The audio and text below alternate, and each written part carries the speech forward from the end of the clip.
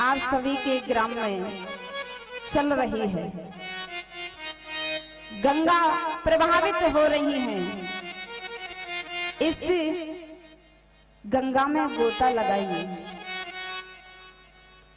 इस गंगा में गोता लगाइए जिससे हमारा जीवन पवित्र हो सके।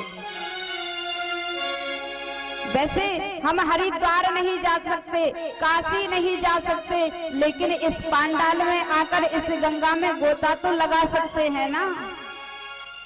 लेकिन फिर भी 2 कदम चलकर गंगा में स्नान नहीं कर सकते तो काशी क्या खा के जाओगे? वृंदावन क्या खा के जाओगे? जब इस प्रभावित गंगा में गोता नहीं लगा सकते, आपके गांव में बह रही है। और कहा गया है कि हमारे गांव में कोई कथा चल रही है और हम कथा सुनने नहीं आ रहे हैं महाराज। तो देखिए तुलसीदास जी ने सुंदर चौपाई में उनके लिए बातें लिखी हैं कि वो मानव कैसे हैं। कहा गया है, तुलसीदास जी ने कहा, रामचरित जो सुनहिया गाई, रस विशेष जाना तिन नाहि।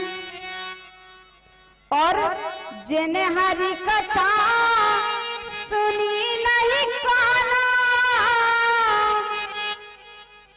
जिन हरि कथा सुनी नहीं काना, श्रवण राम दे आही भवन समान।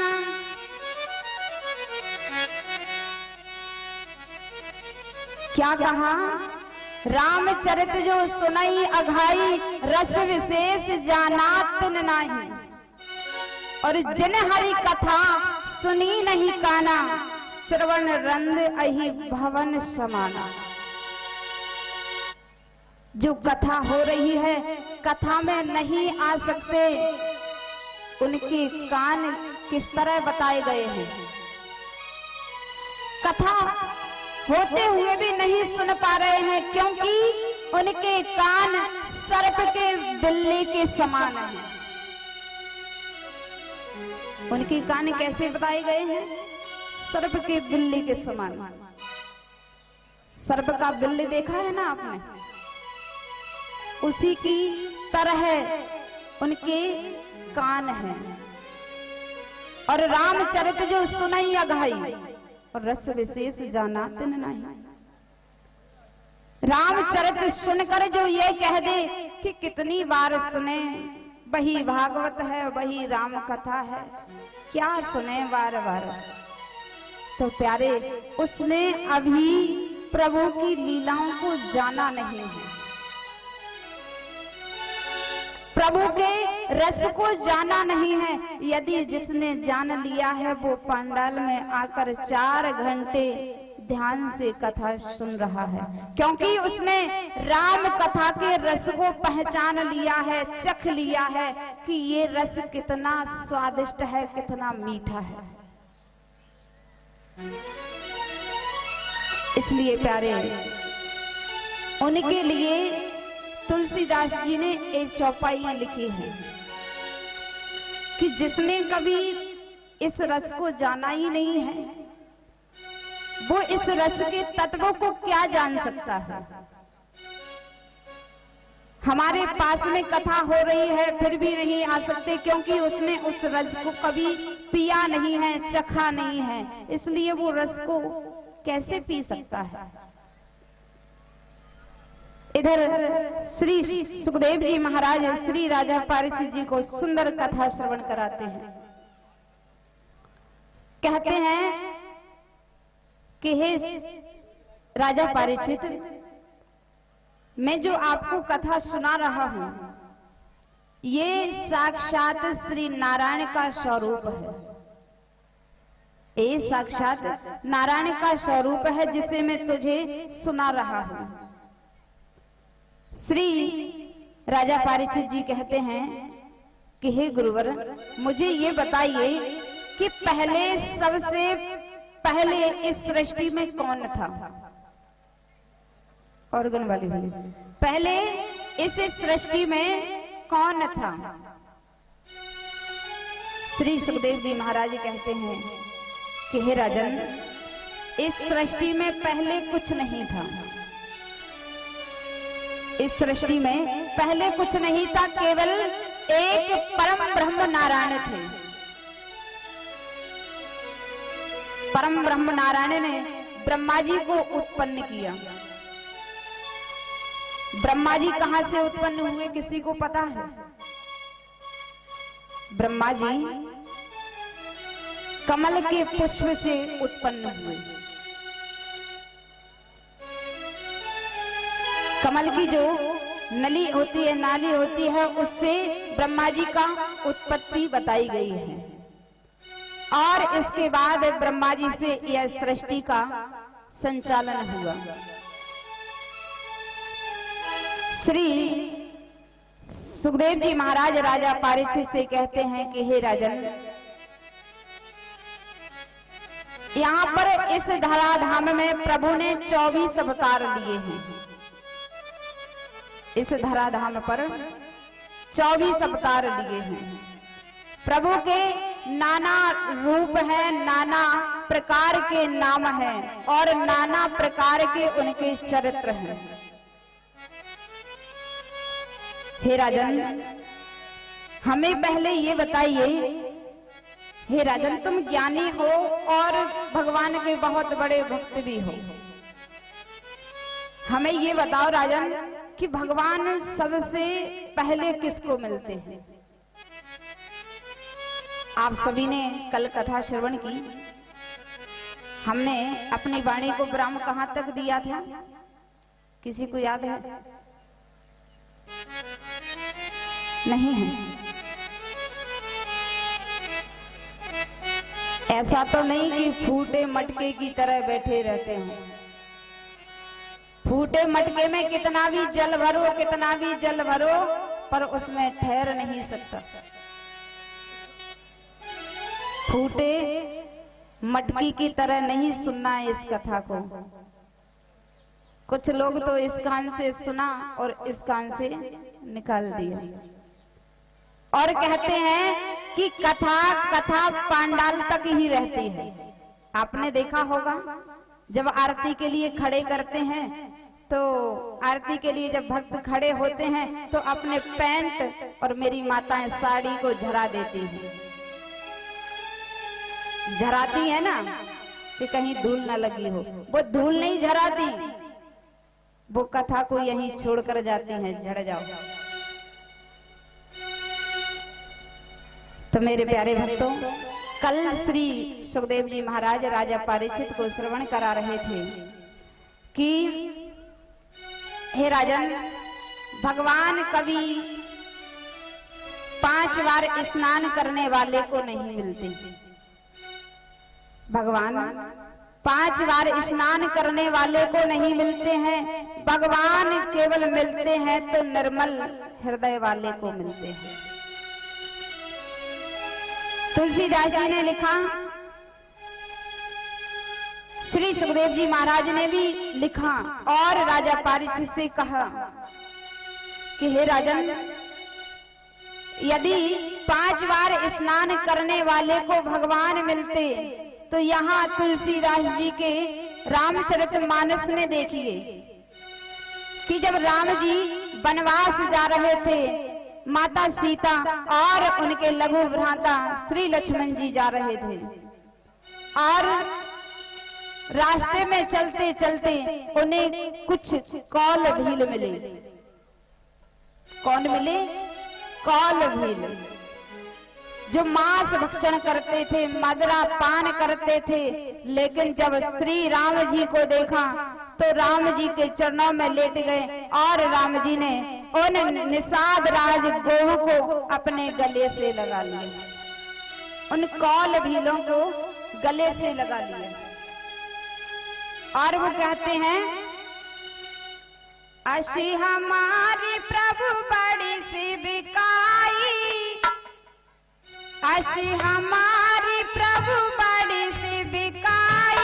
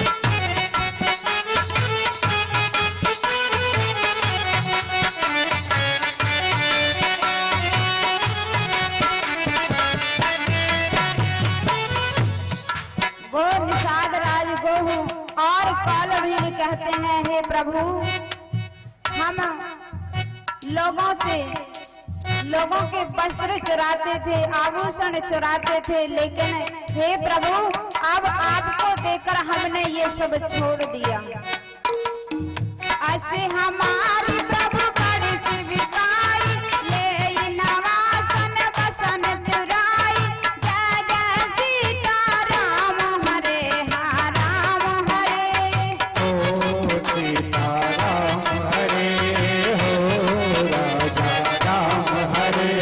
उन्होंने कहा कि प्रभु हम चुराते थे, चोरी करते थे, लेकिन अब तुम्हारी छवि को देखकर हमने ये सब छोड़ दिया। इसलिए प्यारे दोनों हाथ उठाइए, जय हो।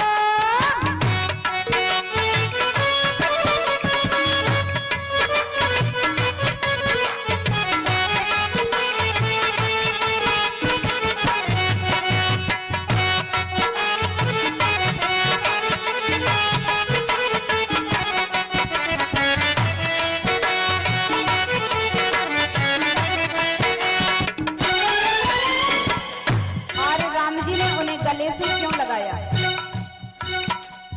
निर्मल मन जन सो मोह पावा, मोह कपट छल चित्र नभावा, जय जय सीता राम हरे हा राम हरे। ओ सीता राम हरे हो सीता राम हरे हो राजा राम हरे। सीता राम हरे। निर्मल मन जन सो मोहि पावा, मोहि कपट छल चित्र नभावा, जय जय सीता राम हरे हो राम हरे। सीता राम हरे।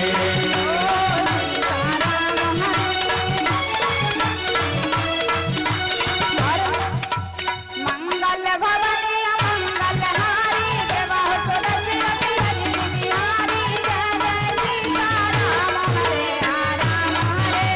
ओ सीता राम हरे हा राम हरे ओ राजा राम हरे। मंगल हारी वसु दशरथ अजर बिहारी, जय जय सीता राम हरे हो राम हरे हा।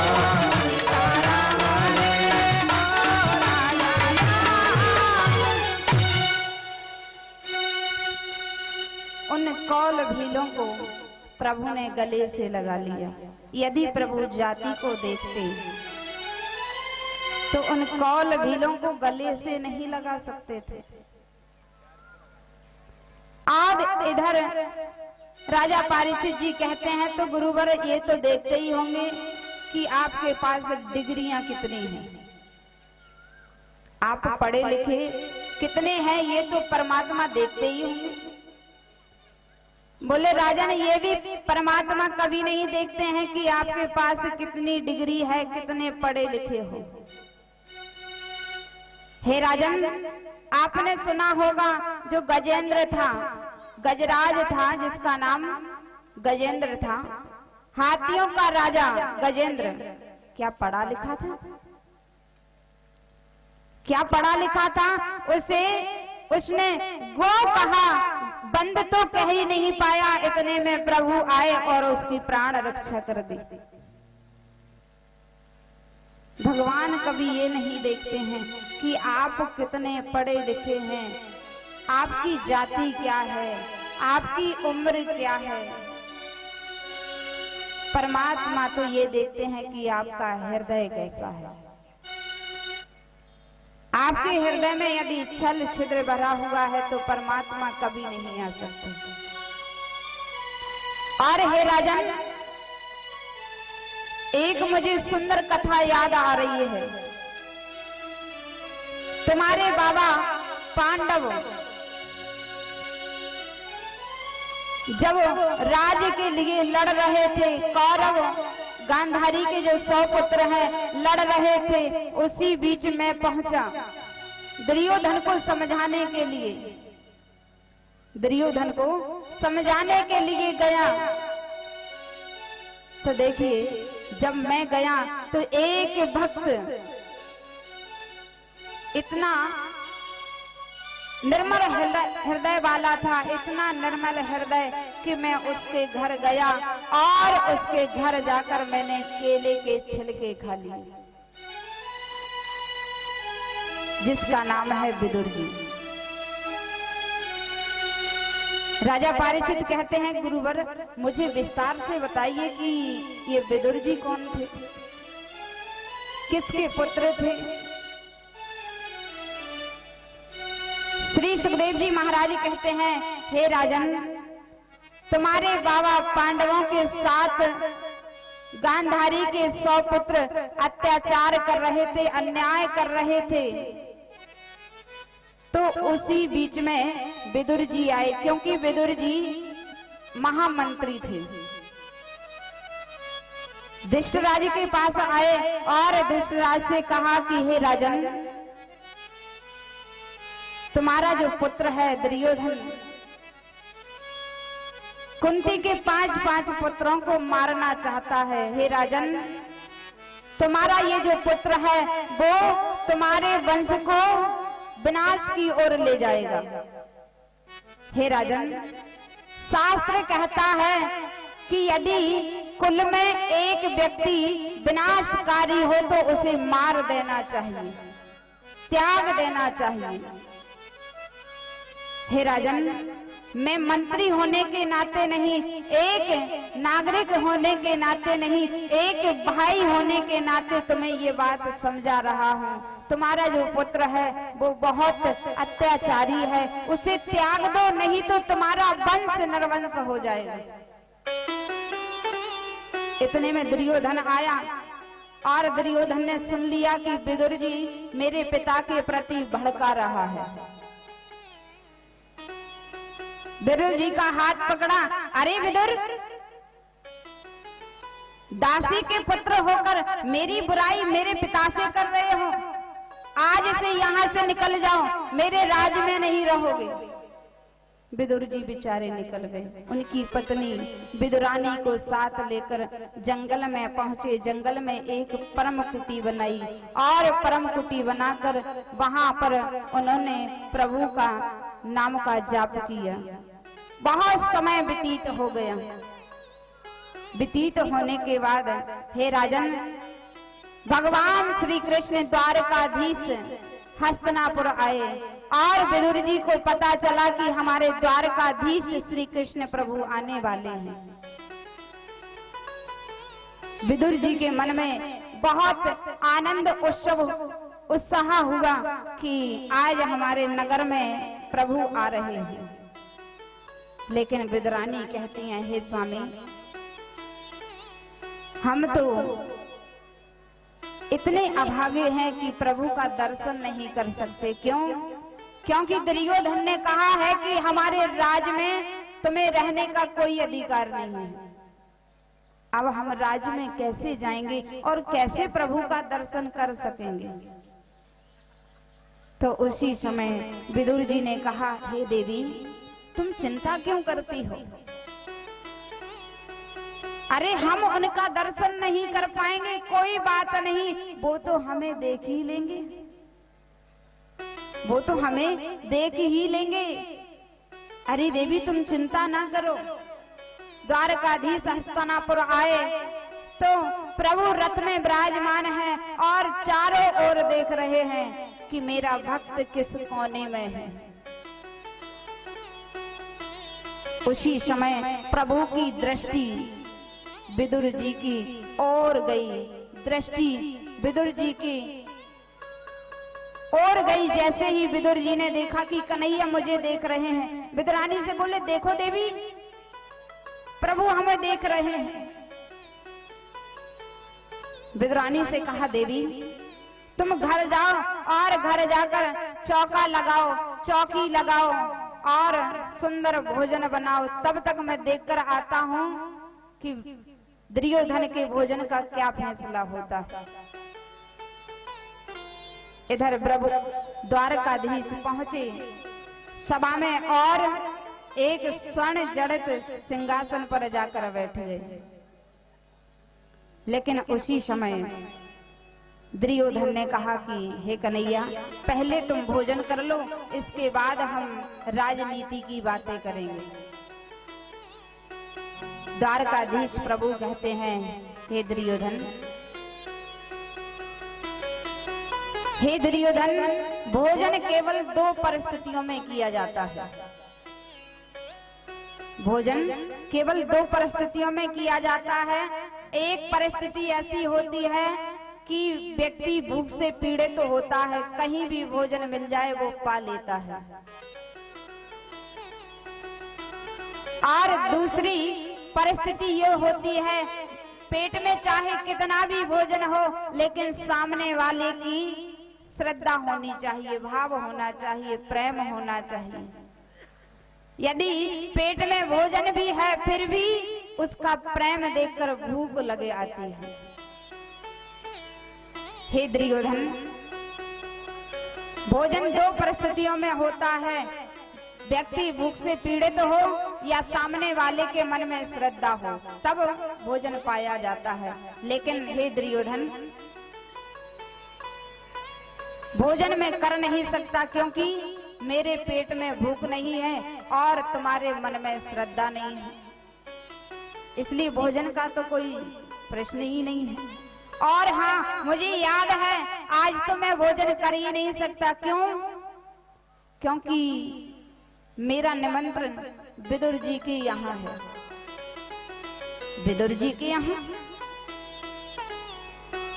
दुर्योधन ने कहा, कन्हैया, तुम्हें विदुर जी मिले ही नहीं, तुम्हें निमंत्रण कब दे दिया? प्रभु द्वारकाधीश झूठ बोलते हैं, कहते हैं, अरे उनका द्वारका में निमंत्रण गया था कि जब भी हस्तिनापुर आओ तो सबसे पहले मेरे घर का भोजन पाना। इधर दुर्योधन क्रोधित हुआ और कहने लगा कि मैं भी देखता हूं कि विदुर जी तुम्हें क्या खिलाता है। जैसे स्वयं के लिए खाने के लिए नहीं है, वो तुम्हें क्या खिलाएगा? प्रभु ने कहा, वो मुझे चिंता नहीं है, वो क्या खिलाएगा क्या नहीं पिलाएगा। अरे जब उसने निमंत्रण किया है तो कुछ ना कुछ तो मुझे खिलाएगा ही। अब महाराज, प्रभु जैसे ही इतना कहा और प्रभु नंगे पैर विदुर जी के घर चले। विदुर जी ने प्रभु को आते हुए देखा और आते हुए देखकर समझ गए कि ये मेरे घर जाने वाले हैं।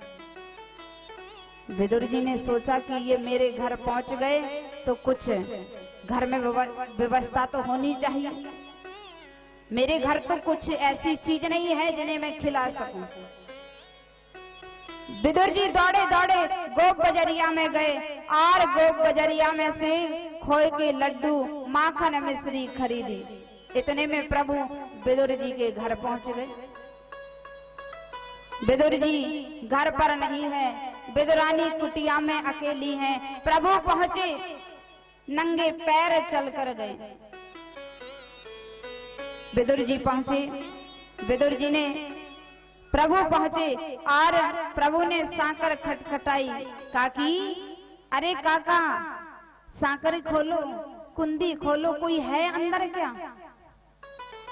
विदुर जी तो थे नहीं, विदुरानी अकेली कुटिया में थी, स्नान कर रही थी। सोचा पता नहीं कौन आ गया।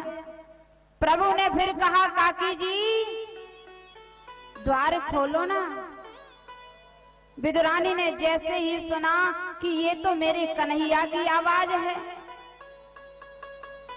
विदुरानी ने जैसे ही सुना कि ये तो मेरे माधव कृष्ण कन्हैया और द्वारकाधीश की आवाज है, दौड़ी दौड़ी आई। गीले वस्त्र हैं, दौड़ी दौड़ी आई और सांकर खोलकर देखा तो द्वारकाधीश सामने खड़े हुए हैं। इतनी प्रसन्न वही महाराज, इतनी प्रसन्न कि वस्त्र बदलना भूल गई और हाथ जोड़कर कहती है, आओ कन्हैया, अंदर कुटिया में आओ ना, कुटिया में बैठो ना। प्रभु अंदर प्रवेश करते हैं। विदुरानी ने एक पटा लिया हाथ में और एक कोने में बिछाती है, कहती है यहाँ बैठ जाओ। फिर कहती है, नहीं नहीं, आप यहाँ मत बैठना, ये जगह शुद्ध नहीं है। दूसरी जगह ले जाती है, फिर रख देती है, फिर कहती है यहाँ बैठो, फिर कहती नहीं नहीं प्रभु यहाँ मत बैठो, ये जगह शुद्ध नहीं है। प्रभु को सारी कुटिया में विद्रानी ने नचा दिया, ये जगह शुद्ध नहीं है, यहाँ मत बैठो।